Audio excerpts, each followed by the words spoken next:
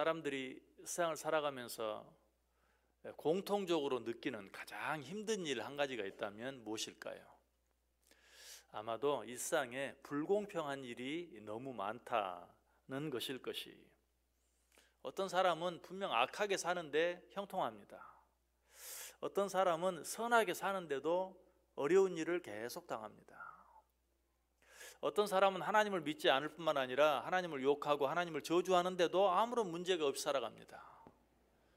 그런데 하나님을 잘 믿고 하나님만 바라보며 살아가는데도 여러 가지 많은 고난들이 생기고 일이 꼬이는 일들이 생기는 것을 바라보면서 우리는 왜 이럴까 하는 그런 생각들을 하게 됩니다.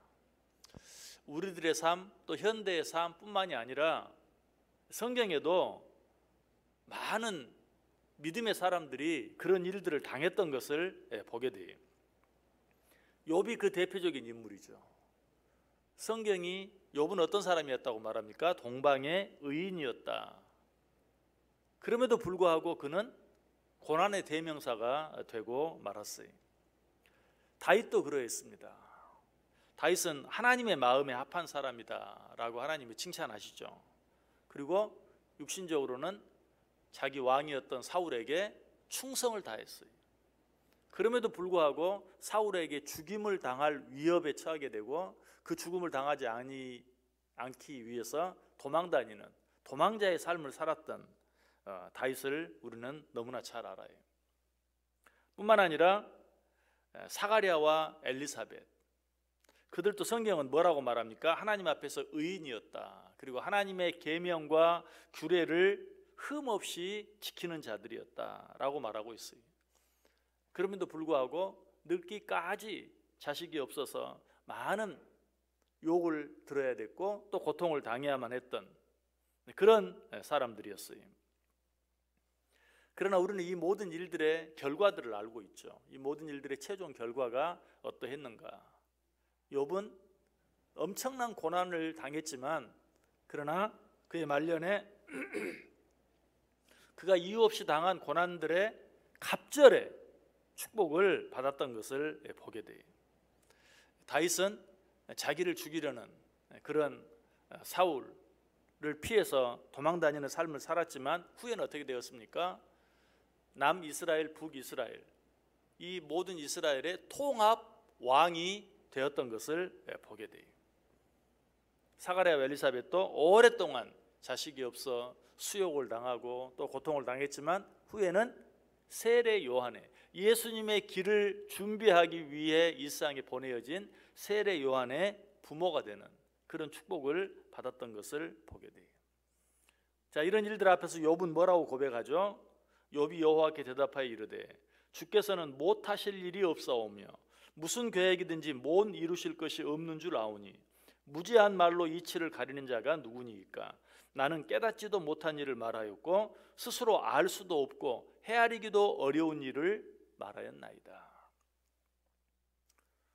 당신은 못하실 일이 없는 그리고 완전하신 하나님이신데 내가 그 사실을 눈앞에 있는 고통 때문에 잠시 잊어버리고 피조물된 나로서 도무지 해서는 안 될 말, 하나님 도대체 왜 이런 일을 허락하십니까? 하나님 내가 왜 이런 일을 당해야 합니까?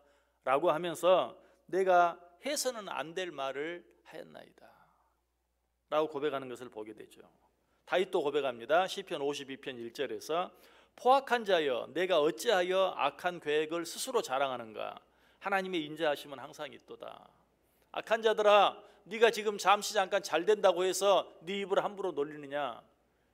하나님의 인자하심은 항상 있다. 하나님은 반드시 공의를 이루실 것이다 라고 외치는 것을 보게 돼요. 사가랴와 엘리사벳도 고백합니다. 누가복음 1장 25절에서 주께서 나를 돌보시는 날에 사람들 앞에서 내 부끄러움을 없게 하시려고 이렇게 행하심이라. 오랫동안 부끄러움을 당했지만 하나님이 결국에는 자기의 모든 부끄러움을 없게 해 주셨다라고 고백하고 있어요. 이것이 공의로우신 하나님이 일하시는 방법입니다. 하나님은 반드시 당신의 공의를 이루어요. 자, 그런데 이것도 우리에게 완전한 대답은 되지 못해요. 왜? 악인들이 잠시 형통할 수는 있으나 그러나 궁극적으로는 망하고 만다. 의인들이 잠시 고난을 당할 수 있으나 궁극적으로 그들은 승리한다. 이것이 우리들에게 완전한 답이 되지 못하는 이유가 무엇입니까? 이 세상에서 이런 결과가 나타나지 않는 자들도 많이 있다는 거예요. 악한 자들이 죽을 때까지 잘 되고 의로운 자들이 죽을 때까지 고통을 당하는 그런 일들도 있다는 것이에요. 여기에 대해서는 성경이 뭐라고 말합니까? 히브리서 9장 27절에 한 번 죽는 것은 사람에게 정해진 것이요 그 후에는 심판이 있으리니. 이 세상에 설령 그런 공의가 이루어지지 않다 할지라도 죽음 후에라도 심판을 통해서 하나님의 공의가 완전히 이루어진다. 한 번 죽는 것은 사람에게 정해진 것이요 그 후에는 심판이 있으리니. 이 말씀이 세상에서 악하게 살았음에도 불구하고 형통한 자들에게는 무서운 저주의 말씀이 될 것이, 그러나 이 세상에서 의롭게 살았음에도 불구하고 많은 고통을 당한 자들에게는 축복이 되는 그런 말씀이죠. 하나님의 공의는 우리가 이 세상을 떠난 후에라도 반드시 드러나게 되어 있다. 혹시 여러분에게 이 말씀이 위로가 되지 않는다면 내가 정말 영원한 하나님의 나라가 있다는 사실을 믿는가 하는 것을 확인해 봐야 돼요. 이 땅에서 살아가는 우리의 시간은 100년이라는 그 시간은 저 영원한 하나님의 나라에 비하면 그야말로 없는 것과 같은 것이죠.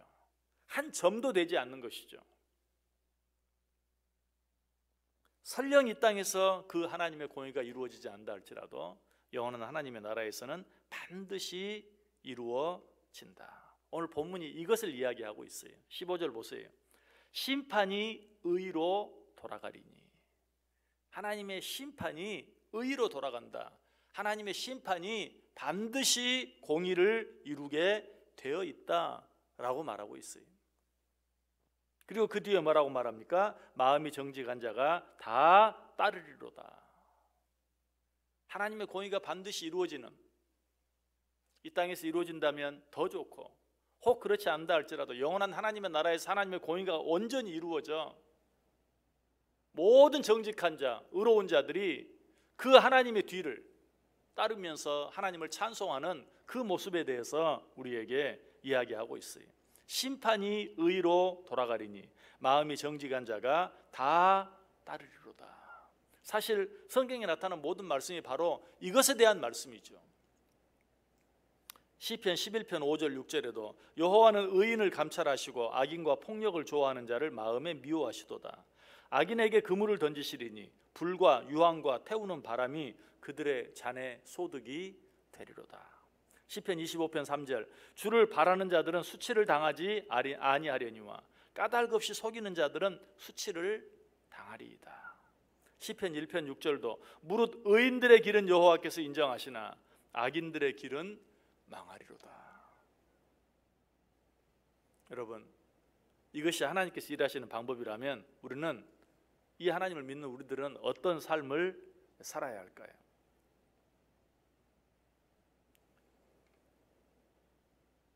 마태복음 7장 13절 14절에 좁은 문으로 들어가라. 멸망으로 인도하는 문은 크고 그 길이 넓어 그리로 들어가는 자가 많고 생명으로 인도하는 문은 좁고 길이 협착하여 찾는 자가 적음이니라.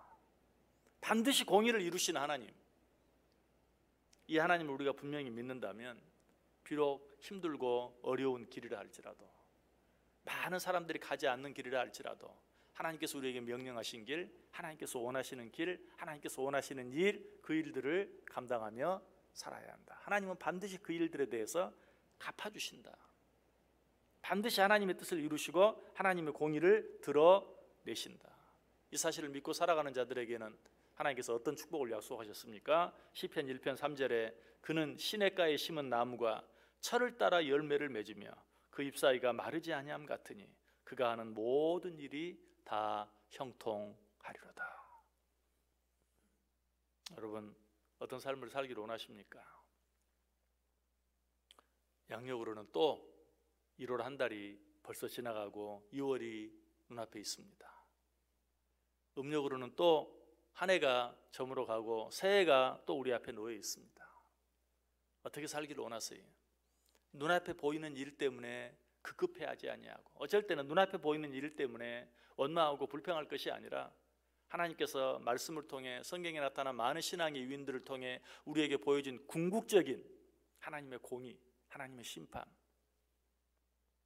이것들을 바라보면서 우리 앞에 일어나는 일들에 연연하지 아니하고 변함없이 하나님 사랑하고 변함없이 하나님의 뜻 따라 순종하며 살아갈 때 하나님께서 우리들의 삶을 어떻게 해주신다? 시냇가에 심은 나무가 철을 따라 열매를 맺는 것과 같이 그 잎사귀가 마르지 아니하도록, 또 그가 하는 모든 일들이 형통하도록 우리와 함께 하시고 우리를 축복해 주신다. 이 사실 믿고